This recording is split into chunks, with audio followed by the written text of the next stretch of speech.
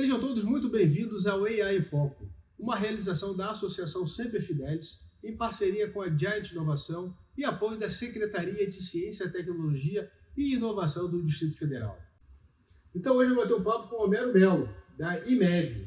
Assim, vamos entender tudo sobre inteligência artificial, radiologia, área médica. Cara, fique ligado, tá? Porque o papo vai ser sensacional. Homero, obrigado por ter vindo aqui. E assim, antes da gente começar a falar de inteligência artificial, radiologia, né? Cara, conta um pouquinho da sua história, conta um pouquinho de você, que eu sei que você tem pouco tempo de Brasília, né? Como é que é isso aí? Sim, eu estou em Brasília desde 2021. No início de 2021 eu acabei fazendo uma transição de carreira, né? Como muitas outras pessoas durante a pandemia repensaram sua carreira e tudo mais, eu tive esse momento também, e aí surgiu uma consultoria no final de 2020, né, pelo IMEB, e dessa consultoria surgiu um convite para fazer uma migração. Eu estava em São Paulo e acabei vindo aqui para Brasília e cá estou. Legal. Mas você não é de São Paulo, né? Também. Com sotaque sensacional aí. Eu sou de Recife. Ah, legal. Então, vida e carreira toda lá em Recife, depois foi para São Paulo e veio para Brasília. Na realidade, o que aconteceu foi o seguinte, até 2002 eu estava em Recife, e aí eu fiz, pela Universidade Federal de Pernambuco, eu fiz os Ciências Biomédicas, e pela Universidade Católica eu fiz Engenharia Química. Certo. Na minha época não existia ainda Engenharia Biomédica, foi um curso que surgiu depois.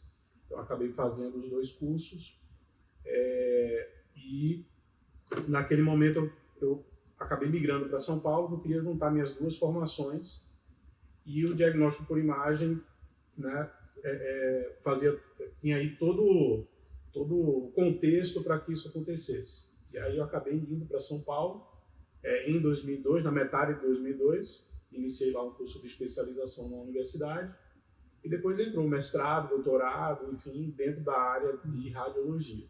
Legal. Especificamente na área de radiologia. Nesse intervalo eu trabalhei em alguns grandes hospitais, em várias universidades, e sempre fiquei nessas duas áreas, né? Na área da educação, formando profissionais na área da saúde. Legal. E na área assistencial, no campo da medicina diagnóstica. Saindo primeiro do laboratório de análises clínicas para ir para o diagnóstico por imagem propriamente dito. Entendi. Então a minha carreira profissional ela iniciou em Recife, é verdade, né? Mas ela se consolidou em São Paulo. Bacana. Tá? Eu fiquei lá 19 anos. E assim, é uma dúvida própria até. É radiologia ou diagnóstico por imagem? Eu posso usar os dois? Assim, como é que a gente define? Na realidade, o que a gente cada vez mais a gente escuta, né? Todos os termos são corretos. Ah, legal. Mas o que a gente vai caminhar é para a chamada medicina diagnóstica. Ah, ótimo. Porque aí envolve algo um pouco mais amplo. Perfeito. Existem várias correlações do diagnóstico por imagem com outras áreas do conhecimento. Então, na área de genética, na área do metabolismo, na área da chamada medicina de precisão. Olha, que legal. Então, a gente cada vez mais vai caminhar, né, para a chamada medicina personalizada. Entendi. E dentro desse contexto, o diagnóstico por imagem ele se consolida. Por quê? Porque é um procedimento minimamente invasivo, Certo. indolor, Sim. rápido, não requer internação na maior parte das vezes. Perfeito. Né? E existe uma acurácia diagnóstica muito grande no sentido de definir prognósticos desse doente, Perfeito. a conduta clínica desse doente. Então, por isso que o diagnóstico por imagem ele acaba sendo ampliado, digamos assim, né, nesse campo da medicina diagnóstica. Perfeito. E aí entra o nosso assunto, inclusive, né, da inteligência artificial, porque com a inteligência artificial acabou porque isso já acontecia já há bastante tempo, mas houve uma aceleração nos últimos anos, né, de fazer essas correlações de maneira muito mais rápida, muito mais simples do que era anteriormente. Entendi. Né? Entendi. Não apenas em áreas específicas, mas ampliar isso para outros segmentos, outros tipos de condições patológicas e assim por diante. Entendi. Então, assim, seu ciclo profissional foi realmente, vou dizer assim, amplo, né? Pô, de onde você nasceu, São Paulo, aqui, agora todo esse vasto conteúdo agora, a gente consegue entender realmente, assim, como que a inteligência artificial vai ajudar, ou vai até personalizar, posso usar esse termo pelo que você falou com a gente aqui, dentro da jornada realmente de diagnóstico, né? Uma coisa assim, como é que o IMEB apareceu na sua jornada? Como é que foi foi um convite, não foi? Como é que foi essa... Isso, como eu te falei, em 2020 eu acabei abrindo, né, essa transição de carreira. Eu estava muito bem posicionado lá em São Paulo, mas já, enfim, houve houve esse momento de repensar a questão profissional, a questão de estilo de vida, esse tipo de coisa. E sinalizei para alguns amigos que eu gostaria de fazer essa migração, essa transição. Podia ser lá em São Paulo mesmo. E aí veio esse convite. Na ocasião, eu até no primeiro semestre de 2020, acabei até fazendo uma consultoria para uma empresa australiana, que foi algo bem pontual para resolver uma questão relacionada a como um implante dentro do ouvido produzir artefato na ressonância magnética, a ponto de não conseguir enxergar o cérebro por conta disso. Então a gente fez um estudo com relação a isso, né? Porque uma questão uma prótese, um aparelho que pode ser colocado dentro do ouvido, né? Uma coisa é ser compatível, certo? Ou seja, não se movimentar, não gerar nenhum tipo de dano para o paciente. Sim. Outra coisa é o quanto de prejuízo a gente vai ter na imagem, propriamente dita. Então são coisas diferentes. Perfeito. Então, olhar no paciente e também para poder fazer o diagnóstico. Exatamente. Então, assim, a primeira coisa que a gente precisa fazer no caso do diagnóstico por imagem é garantir a segurança do paciente, a todo custo. Né?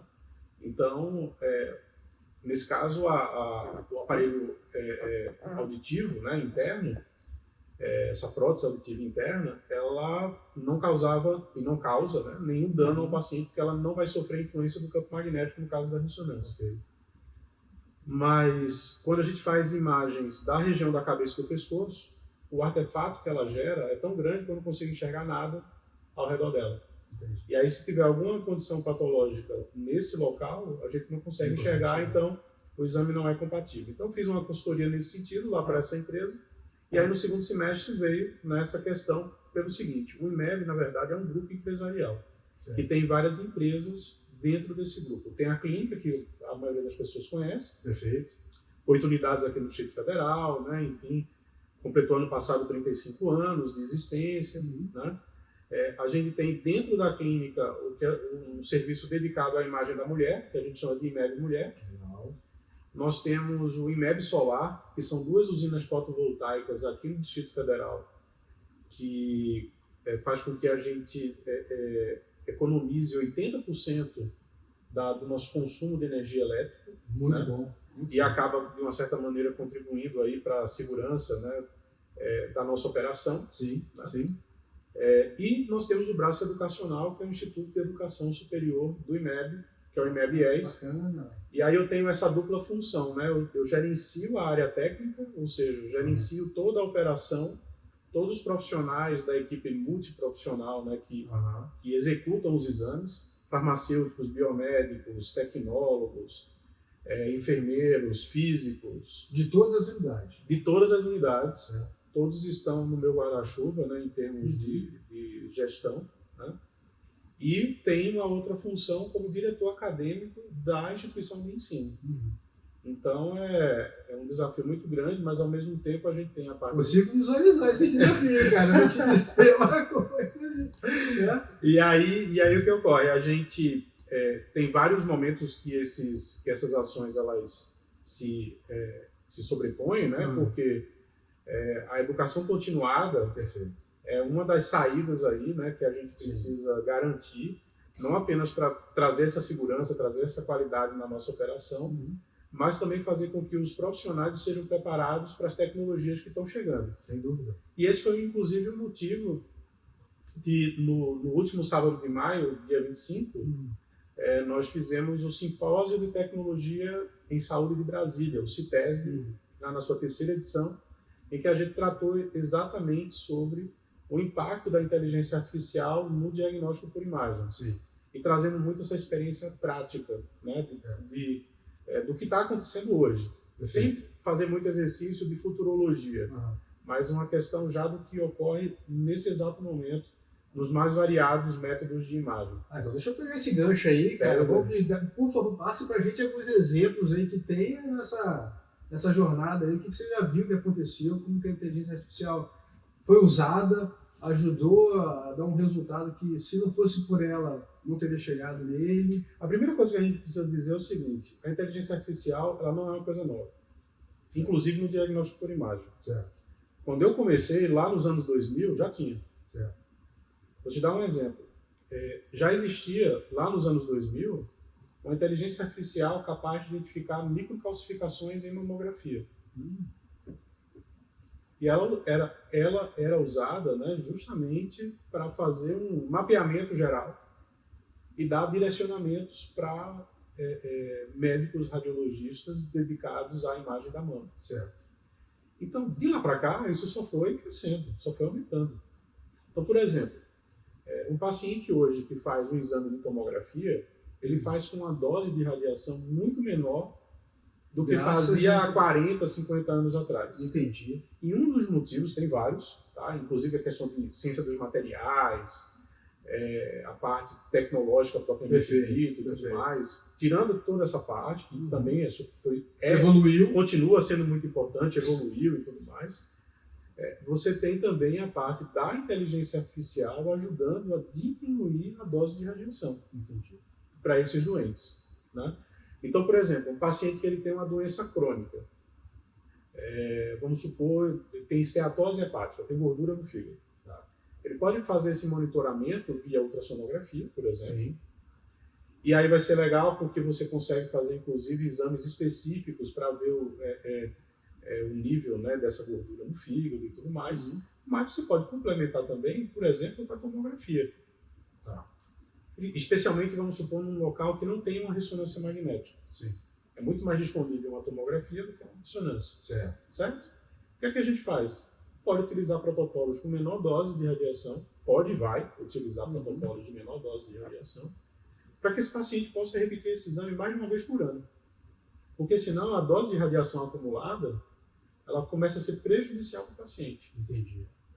Então, uma das nossas preocupações, não apenas do IMEB, mas de toda a cadeia, né, do ecossistema de diagnóstico por imagem, é manter os equipamentos devidamente calibrados. Existem resoluções da vigilância sanitária que determinam isso. Certo. Então, calibração dos equipamentos, a instalação adequada, manutenções em dia, tudo isso direitinho. Né? E, por outro lado, a gente tem ajustes de protocolos para adquirir essas imagens, para que a gente utilize a menor dose de radiação possível. Sim. Certo? Quando a gente faz um escaneamento do corpo inteiro do paciente, esse escaneamento do corpo inteiro, ele precisa ser feito com baixa dose. E como é que a gente compensa essa dose mais baixa? A gente pode aplicar algoritmos que reconstroem essas imagens de sorte que vai compensar essa perda de qualidade que poderíamos ter, né, com base nesse tipo de inteligência artificial. Ou seja, esse tipo de evento, ele não é um evento necessariamente novo.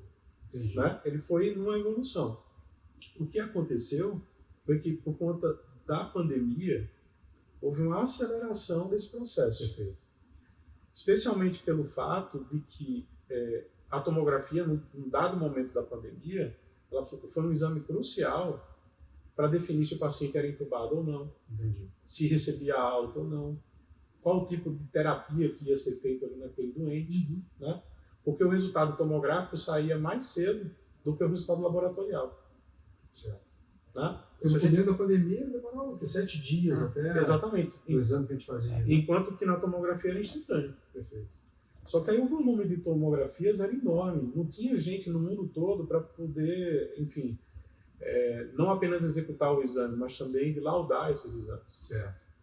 E aí a inteligência artificial foi muito acelerada nesse sentido, inclusive dando até prognóstico da doença. Olha, vai evoluir bem, não vai evoluir bem, intuba, não intuba, chance de sobrevida.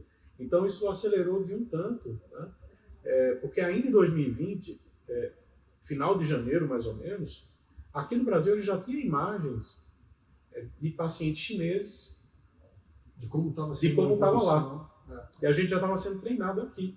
Já tinha uma referência. Já tinha referência. Já tinha banco de dados de pacientes chineses que tinham feito tomografia e essas informações já estavam sendo disseminadas no sentido de que, olha, reconheçam o padrão da doença. Perfeito. Hoje, num determinado momento, até os leigos sabiam olhar uma imagem de tomografia e ver, ó, tá com Covid. Né? Imagino. Né? Então, assim, por quê? De tanto que via, né, essa questão toda. Então, houve uma aceleração muito grande no contexto da pandemia, inclusive com essa correlação de prognóstico de doença. Haja vista que o banco de dados que eram gerados era muito grande, né, com N desfechos. Certo. Né? Desfechos positivos, desfechos negativos, desfechos de um aumento de duração de internação, por exemplo, no UTI, né? Enfim, tanta coisa que aconteceu ali naquele momento. E em que se pese tudo o que ocorreu dentro desse contexto da pandemia, houve um resultado que, vamos dizer assim, positivo, né?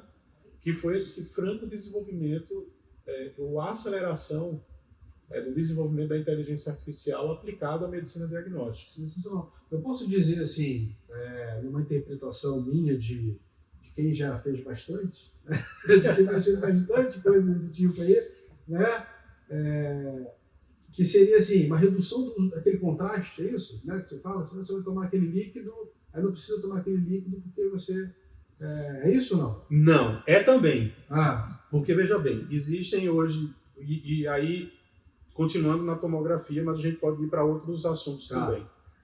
No caso da tomografia, hoje em dia existem equipamentos em que você pode simular o uso do contraste sem ter feito, graças à questão da inteligência artificial aplicada, claro, num hardware que permita gerar essas informações, tá certo? É o que a gente chama de mapa de iodo, né? que vai acabar, de um certo modo, simulando uma situação com e sem contraste. Isso já estava acontecendo antes da pandemia, lá com a ressonância magnética. Ele já tinha algumas imagens, em alguns tipos de equipamento, que conseguiam simular uma situação com contraste.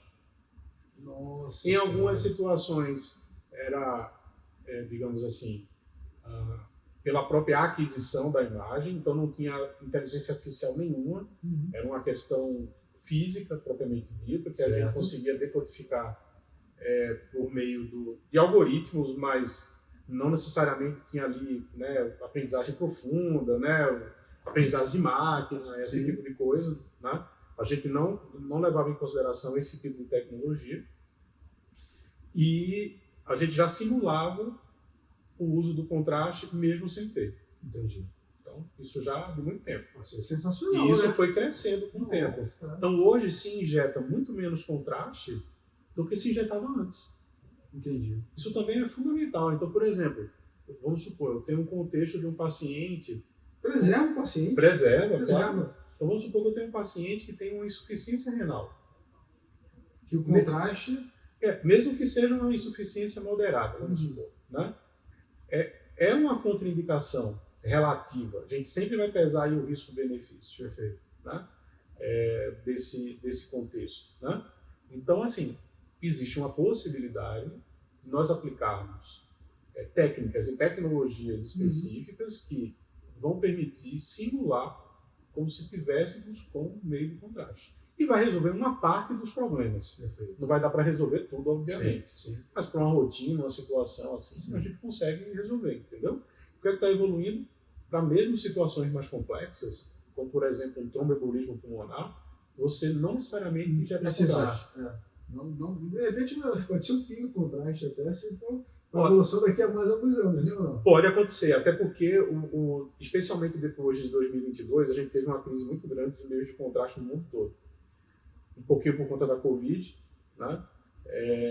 E outra por uma questão de distribuição e logística no mundo todo. Até foi noticiado, enfim, mas é algo bem específico, mas a gente teve inclusive óbitos de pacientes que deixaram de fazer determinados procedimentos cirúrgicos porque não tinha contraste. O contraste é muito importante nesses casos. Por exemplo, numa situação em que o paciente precisa fazer um stent, um cateterismo, alguma coisa assim, precisa de um meio de contraste para o cirurgião ver na hora como é que está acontecendo, porque não dá para transportar. Um equipamento de ressonância magnética tem 4 toneladas, 5 toneladas. Como é que faz? Não faz. Né? Então, é preciso que ali no leito cirúrgico tenha esse momento do contraste. E aí, a gente teve, né, esse momento de escassez de meios de contraste em 2022. Alguns serviços deixaram de executar, né, os exames com contraste. E nós acabamos por fazer aí uma série de ações internas dentro do INMEB, e em nenhum momento a gente teve problemas em realizar exames com contraste dos nossos pacientes. Por quê? Uma parte foi porque a gente começou a usar determinadas ferramentas com inteligência artificial, que nos ajudou, especialmente no campo da tomografia, a reduzir o volume de contraste que nós aplicamos nos nossos pacientes. E isso é muito bom. Então, assim, o paciente com insuficiência renal, o paciente oncológico, né? Então, esses pacientes que têm um nível de fragilidade maior, eles podem e devem fazer menos uso de contraste do que um paciente que, enfim, faz um exame de rotina, vamos supor, né? Que ele chama de rígido, né? Então, clinicamente está bem, mas precisa fazer um exame de um determinado segmento do corpo, porque ali tem algum probleminha, né? Quer ser estudado com mais profundidade, enfim. Então, a ideia é que a gente, não apenas nesses pacientes, né, mas naqueles que a gente puder fazer, injetar menos contraste. E uma das saídas é o uso de inteligência artificial. O que eu estou vendo é que a inteligência artificial, então, para o cenário de radiologia, um exemplo muito claro é o cuidado maior com o paciente, a preservação maior do paciente, da saúde do paciente, e evitar o uso de algumas coisas que podem ser danosas até. Exatamente. Né? Sim. Como o contraste que a gente falou, e tem algum outro cenário que o senhor vê aí, que o senhor conseguiria passar para a gente? Olha, eu podia passar aqui a tarde toda a gente conversando sobre isso, porque, porque o que acontece? Desde a minha chegada, coincidiu, né? Mas, enfim, a gente tem acelerado muito nesse contexto de aplicação de inteligência artificial. Então, por exemplo, hoje nós temos dentro do nosso serviço equipamentos de ressonância magnética que um exame que durava antes 30 minutos dura 8, 7. Muito bom. Né? Então, para quem já fez ressonância magnética, sabe o desconforto que é ficar dentro daquele equipamento, escutando aquele barulho. Exatamente. Né? Não pode mexer. Quem tem claustrofobia, por enquanto, né? Claustrofobia, né? Que é muito ruim, né? Então, existe uma maior tolerância do paciente ao exame, porque a gente conseguiu acelerar esses exames com inteligência artificial. Muito bom. E o que é que essa inteligência artificial faz? Ela tira o ruído da imagem.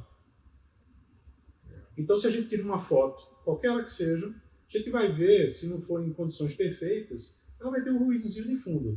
A mesma coisa acontece com a imagem da radiologia. Certo. O que é que essa inteligência artificial faz? Tira esse ruído. Ele não é que seja um filtro, porque antes da imagem se formar, esse ruído já é tirado.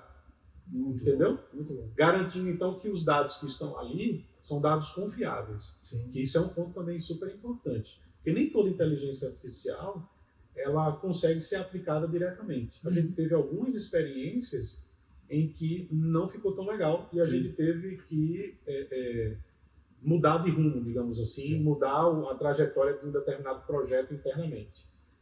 A gente tem uma inteligência artificial para PET-CT, que é um exame de imagem molecular. A mesma máquina faz um exame de medicina nuclear e faz um exame de tomografia. Sim. Certo? Esse exame demora normalmente uns 30 minutos. Com a inteligência artificial a gente conseguiu colocar para 20. Muito bom. Olha, não é nada, 10 minutos. 10 minutos faz diferença. Mas um paciente novo, oncológico, em tratamento, que está ali muitas vezes com dor e tudo mais, é a diferença de fazer um exame bem feito e de ter dificuldades nesse sentido. E a gente está tendo aí um resultado muito positivo em todo esse contexto. Sem dúvida. Bom, assim, se você está acompanhando aqui o que o Leonardo está conversando com a gente, eu estou vendo uma evolução enorme. E eu vou te dizer, eu já acho que fazer ressonância é uma boa ideia. Opa, boa. Porque aquele tubo lá não me agrada. Não me agrada. Se ao final dessa entrevista eu te convencer que fazer ressonância está indo bem lá com a gente. Agora eu vou lá no IMEB. Né? Vou voltar ao IMEB para fazer isso aí, só para fazer. Agora eu já sei que demora 8 minutos. Isso mesmo. Assim, claro, a maioria dos exames, especialmente nas articulações, 8 minutos a gente consegue fazer. Certo. Exames que envolvem, inclusive, o uso do contraste, que antes demoravam 40 minutos, 1 hora, hoje a gente consegue fazer em 20. Agora, assim, agora você faz o exame, você não sofre mais, né? Exato, assim, Não é isso? a gente tira toda a questão do desconforto Perfeito. e coloca num outro patamar, né? E aí tem um lado super positivo nessa história, que é o seguinte: dá mais tempo, inclusive, para nós, como profissionais de saúde, de atender o paciente nas suas necessidades. Muito bom. Então, por exemplo, paciente claustrofóbico, como você pontuou, aí paciente obeso. Então a gente precisa ter um aumento do diâmetro do equipamento para atender esse paciente. Então tem um claustrofóbico e obeso que se beneficiam da mesma tecnologia. Sem dúvida, olha. Entendeu?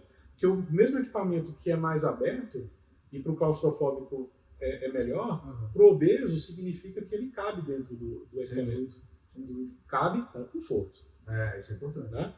Outra situação que a inteligência artificial melhorou bastante: pacientes com próteses metálicas.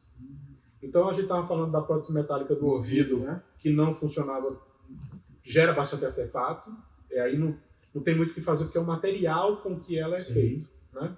Mas, por exemplo, uma prótese metálica ortopédica, um parafuso, que antes poderia ser um problema dentro da ressonância, com inteligência artificial deixa de ser. Sim.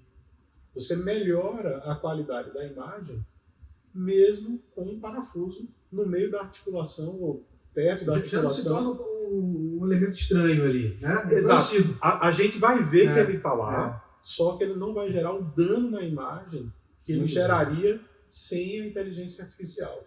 E além disso, anteriormente, um paciente com prótese metálica, um exame de 20 minutos passaria para 40. Enquanto que com a inteligência artificial, pode até ficar em 15 minutos, 18 minutos. Então, assim, eu não tenho ganho de tempo, né?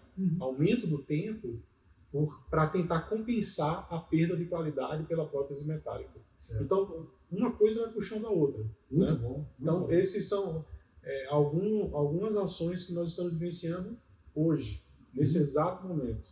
Né? Excelente. Assim, como diretor do IMEB-IES, né, que é eu estou vendo o seu desafio, né, da parte técnica e educacional, né? Como é que você vê a integração da inteligência artificial no currículo, para a formação dos profissionais de radiologia? Né? Como é que você, assim, você tem os dois lados até, né? Como é que é para você esse caminho aí agora? Olha, veja bem, a minha ideia, né, como gestor, digamos assim, né, é primeiro desmistificar. Bom. Tipo, olha, a inteligência artificial está aí, você precisa saber usar corretamente a ferramenta, no momento certo, na hora certa, no paciente correto, né, e utilizando os melhores recursos para que aquilo ali seja útil para aquela finalidade. Então, esse é o principal desafio. E eu considero que nós estamos nesse momento agora. Do tipo, não tenha medo, enfrente, conheça mais, saiba mais, saiba até aonde essa ferramenta pode ir, porque a inteligência artificial, para nós, é uma ferramenta. É um recurso a mais que nós temos para dar a melhor assistência para o nosso paciente. Esse é um fato. Sejam pacientes com doenças crônicas, pacientes que vão fazer um exame de rotina, pacientes oncológicos, pacientes cardiopatas, enfim, não importa. Né? Se a gente aplicar corretamente a inteligência artificial para aquilo que ela foi treinada, né? Porque a gente vai utilizar muito inteligência artificial preditiva. Olha, bom. Certo? Daí, se ela foi treinada para aquele banco de dados, para aquela situação, ela vai dar o resultado. Se ela não foi treinada para aquilo, não aplique. Use outra ferramenta ou trabalhe do jeito convencional, vamos colocar dessa maneira. Sim. Certo? Então, esse é o ponto. Né? E sempre indo em paralelo com a validação clínica. Ou seja, o nosso corpo clínico tem que andar junto. E anda junto com a gente. O responsável ainda é o radiologista. Ainda é o radiologista, sim. Né? Exatamente, sem dúvida. Não vai ser a inteligência artificial. Não, apoio. É um apoio. Apoio. É um apoio como era há 20 anos quando eu comecei. Entendi. Né? Só que agora ela se faz mais presente, está em vários contextos diferentes. A gente mede, por exemplo, o volume do cérebro e correlaciona esse volume do cérebro com doença demencial, doença neurodegenerativa. Sim. Por que isso? Porque existe um banco de dados enorme Perfeito. que faz esse tipo de correlação. E que pode dar até o que você falou, né? O prognóstico até é um caminho. Né? Exatamente. Ou ainda, olha, o paciente já tem diagnóstico, começou um tratamento, e a gente vai acompanhar esse tratamento. Sim. Esse tratamento está surtindo o efeito desejado ou não, precisa fazer algum tipo de modificação. E a gente consegue dar esse tipo de saída, né? Esse tipo de resultado. E assim, agora, para a gente ir para o final do nosso papo aqui, né, gente, se você não tinha uma visão clara do que a inteligência artificial ia fazer na medicina, na área da saúde, né, agora a gente está tendo uma visão assim, eu vou te dizer, desmistificando muita coisa. Que bom. Né? Se você tinha medo de fazer ressonância, cara, vem fazer com a gente não que tá tudo né? certo. Exatamente, né? Vai lá no INEP que vai estar muito melhor, né? Então, como é que você vê, assim, é uma mensagem final para o pessoal que está assistindo a gente, assim, para quem está interessado mesmo em seguir essa carreira, como você falou, a inteligência artificial é um apoio, né, e tudo, e manda para a gente, assim, uma informação para os próximos 5 ou 10 anos. Como você vê uma evolução da inteligência artificial para esses profissionais que estão começando agora, que você tem lá no IES, Exato. né? Você já consegue ter a experiência, o olhar. Sim. Mas para quem está entrando, o que você diria para eles assim? Assim, olha, daqui 5, 10 anos, a radiologia vai caminhar para esse rumo aqui. Sim. Olha só, ontem eu estava com nossos alunos de pós-graduação e a gente faz mentorias em grupo, né, sobre determinados assuntos. A gente trouxe o assunto do CIPESB para que eles pudessem discutir entre eles, né, e, enfim, a gente conversar a respeito. E num determinado momento da mentoria, né, a gente chegou numa determinada situação que primeiro, que a inteligência artificial ela vai ser parceira. O termo usado por uma das alunas foi esse, uma parceira no nosso trabalho, né, enquanto profissional da área da saúde. Então, esse é um ponto super positivo. Então, a gente tem que caminhar nesse sentido. O que vai acontecer é que vai ter maior regulamentação, vão existir regras mais bem definidas para a implantação de novos algoritmos, de novas inteligências artificiais. Já existem, isso já está sendo bem observado pela Anvisa, né, especialmente, pelos órgãos internacionais também, mas eu acho que vai haver um aprimoramento dessa história toda, tá? É natural que isso aconteça, e que a gente precisa encarar como profissional de saúde como uma parceria, como uma ferramenta. Sim. Por outro lado, também chegou-se numa determinada conclusão que foi o seguinte: é muito comum a gente escutar, especialmente para mim como gestor, né, tirando o chapéu da assistência e colocando o chapéu de gestão na área da saúde, que a gente contrata pelas competências técnicas e muitas vezes desliga um funcionário pelas competências comportamentais, ou pelas características comportamentais. O que vai acontecer com a inteligência artificial é que a questão técnica ela vai ser cada vez uma barreira de entrada menor, porque a inteligência artificial ela vai suplantar essa dificuldade técnica num futuro bem próximo. É para esse caminho que está indo. Tá? Porque no mundo todo faltam profissionais da área da saúde e, mais especificamente, faltam profissionais da radiologia. Olha, que visão, hein? Oportunidade, né? É uma oportunidade. Né? Inclusive de alguns colegas saindo do Brasil para poder trabalhar lá fora. Mas isso é papo para outro. Outra conversa. Importante isso. Super importante. Então, cada vez mais essa barreira de entrada de competência técnica ela tende a diminuir por conta da questão da inteligência artificial. Ela tem essa tendência. E aí as questões comportamentais elas vão se tornar cada vez mais evidentes.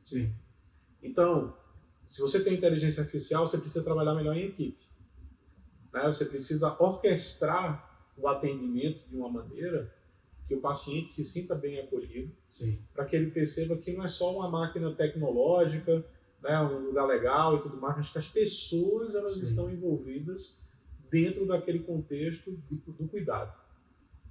Sempre essa palavra, cuidado, isso é muito bom, isso é muito bom. Porque assim, não faz sentido a gente investir em equipamentos com alta tecnologia se a gente não se contrapõe positivamente no sentido de fazer com que aqueles profissionais sejam cada vez mais imbuídos com cuidado com o paciente. Perfeito. Tem que andar em equilíbrio. Senão vai ficar muito tecnológico, né? E pouco esse termo humanizado, que eu particularmente não gosto, mas que todo mundo entende. Né? Mas são aqueles profissionais imbuídos, com foco na assistência e no cuidado. Né? Isso, enfim, é bem mais amplo do que apenas algo humanizado, né? No meu ponto de vista. Então, é para esse caminho que está indo também a inteligência artificial. Ela vai nos ajudar a assistir melhor os nossos pacientes, a fazer com que os pacientes se sintam cada vez mais bem cuidados dentro do contexto hospitalar, dentro do contexto de saúde, digamos assim. É importante o profissional já estar antenado e buscar, né, aprender sobre inteligência artificial, que isso aí vai ser realmente uma realidade cada vez mais então, na carreira. Né? Sim, é uma hard skill, né, uma habilidade técnica que vai precisar ser desenvolvida. Hoje as instituições de ensino, no geral, elas não apontam para esse lado. O nosso instituto ele acaba sendo algo dedicado, um instituto dedicado a formar profissionais na área da saúde, no diagnóstico, na medicina diagnóstica, no diagnóstico por imagem, na tecnologia aplicada à saúde. Então a gente tem um contexto muito particular, né? Com físicos, engenheiros, profissionais da saúde, todo mundo ali junto e imbuído para que, no final das contas, a gente tenha um profissional bem formado. Né? Mas esse não é um panorama que a gente vê no restante do Brasil. Eu que tenho vivência em outros locais, a gente sabe que não é bem assim. Né? Mas é importante que um profissional, muitas vezes por conta própria, isso também saiu ontem, né, dessa nossa mentoria, coincidentemente a gente já estava agendado e houve aí o convite da gente participar aqui também hoje, né? Do profissional se manter naquela aprendizagem contínua, né? No lifelong learning, que a gente comentou ontem também e que para nós lá faz todo sentido. A gente tem alunos que estão conosco há 3 anos. Por quê? Porque o meu jeito de gerir um ambiente de ensino é que o aluno ele não deixa de ser aluno mesmo. Ele permanece sendo aluno em outros contextos, em outras situações, inclusive saindo do papel de aluno e passando ao papel de professor, de professora, né? Porque o mundo gira, né? E as pessoas acabam tendo conhecimentos diferentes, enfim. Isso é muito legal. Sensacional. Romero, obrigado aqui pelo papo, por essa, assim, por explicar para a gente tudo que a gente, de repente, eu particularmente não sabia de muita coisa, de repente você também não sabia de muita coisa, né, que a inteligência artificial está dentro do cenário médico, né, e ajudando realmente os profissionais de radiologia e de imagem a fazer melhores diagnósticos e até prognósticos. Né, e não é futuro, já é o presente. Né? Pessoal, esse foi mais um podcast do AI em Foco, uma realização da Associação Semper Fidelis, com parceria da Giant Inovação e apoio da Secretaria de Ciência, Tecnologia e Inovação do Distrito Federal. Até a próxima. Tchau.